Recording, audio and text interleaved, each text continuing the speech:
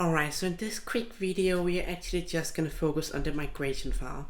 So what we are going to do is only the user migration at the moment.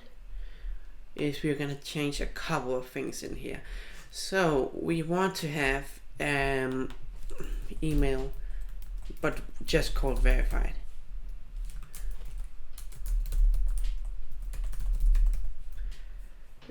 And we want that to be default by 0.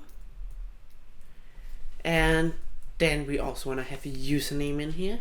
And since this is going to be a social media, we are also going to have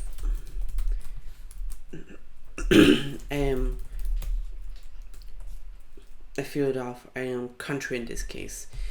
So you can choose whatever field you want, but I just think country is something I always choose to put in for some reason when I put in a custom field.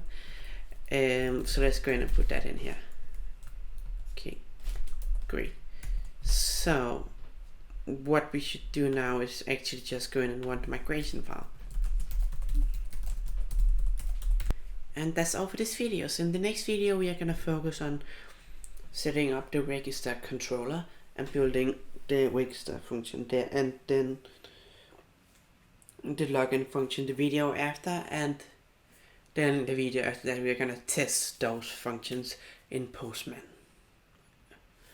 So see you in the next video. If you like this video or if you want to follow along in the series, you can click the subscribe button and hit the bell button, then you will get notifications every time I make a video.